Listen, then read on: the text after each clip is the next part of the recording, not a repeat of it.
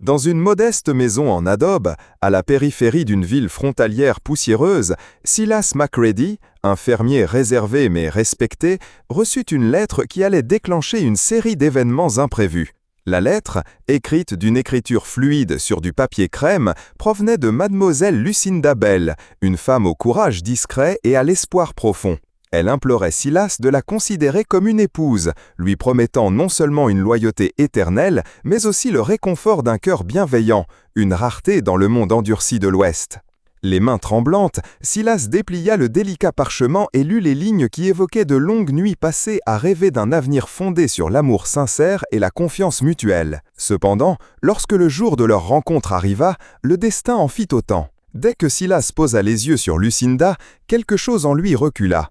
Il se trouva incapable de concilier l'image enchanteresse façonnée par ses paroles avec l'apparence physique qui s'offrait à lui. Une femme saisissante, aux cheveux roux foncés et profonds, évoquant ceux d'une sorcière, une teinte qui semblait à la fois mystérieuse et porteuse de présages. « Pardonnez-moi, mademoiselle Bell, dit Silas d'un ton aussi froid que la nuit du désert, mais je ne vois pas plus loin que ce feu dans vos cheveux.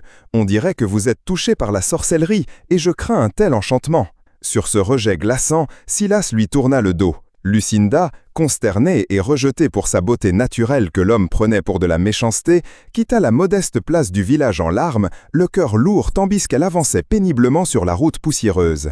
Le désespoir de Lucinda la conduisit aux abords de la ville, où le gémissement lugubre du vent était le seul compagnon de sa solitude. C'est alors qu'un grondement de sabots et le vacarme lointain du bétail annoncèrent l'arrivée d'un homme dont la réputation le précédait, un cow-boy robuste nommé Jeremiah Jer Kane. Connu dans tout le comté pour être capable de dompter un étalon sauvage d'un seul regard et adoré par presque toutes les femmes de la ville pour son charme indéniable et sa prestance redoutable, Jer était lui-même une énigme.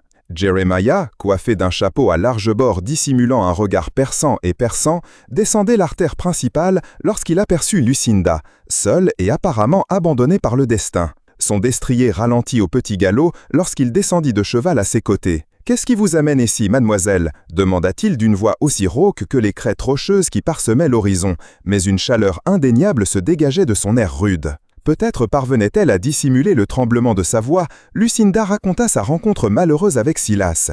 Jeremiah écouta qu'attentivement, ses mains puissantes serrant les rênes de son cheval et son regard s'assombrissant tandis qu'il absorbait sa douleur. À cet instant, il décida qu'aucune femme ne devrait affronter la nature seule, corps et âme, alors que la nuit s'épaississait et que l'air frais apportait des murmures de promesses. Jeremiah fit une offre qui allait changer le cours du destin de Lucinda. « Viens, dit-il en désignant son ranch modeste mais accueillant à l'autre bout de la vallée. Chez moi, tu auras un abri, un repas chaud et un endroit où tu pourras trouver du travail. En échange, je te demande simplement de prêter main forte à nos tâches quotidiennes à la ferme. » Lucinda hésita, consciente que l'orgueil et le désespoir la combattaient. Le souvenir du rejet impitoyable de Silas brûlait dans son esprit, mais la bonté dans le regard de Jer offrait un phare dans l'obscurité de sa déception. Le cœur lourd, assombri par la nécessité, elle accepta. Les premiers jours passés dans le vaste ranch de Jeremiah furent une leçon sur le rythme tranquille du dur travail. Sous le bleu infini du ciel occidental,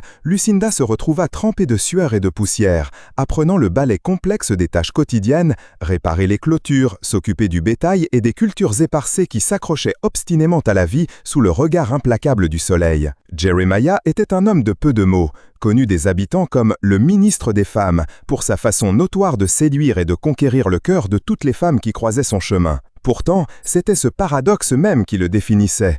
Un homme à la fois vénéré et craint pour sa force inébranlable, ses manières rudes, et pourtant une tendresse inexprimée réservée aux personnes véritablement dans le besoin. Au rythme du travail partagé et de la compagnie tranquille, la dureté des journées commençait à s'adoucir. Lucinda découvrit qu'entre les murs robustes de la ferme, une tendresse inattendue se dégageait de la façon de parler de Jérémie. Des mots brusques adoucis par une douce sollicitude, des gestes sincères qui trahissaient son apparence endurcie. Un sourire timide, un hochement de tête rassurant et même le plus petit geste de gentillesse suscitaient entre eux une connexion inconnue. Bien avant la lettre qui l'emmenait vers l'ouest, Lucinda Bell menait une vie paisible dans la ville portuaire d'Ashbrook, nichée sur la côte est.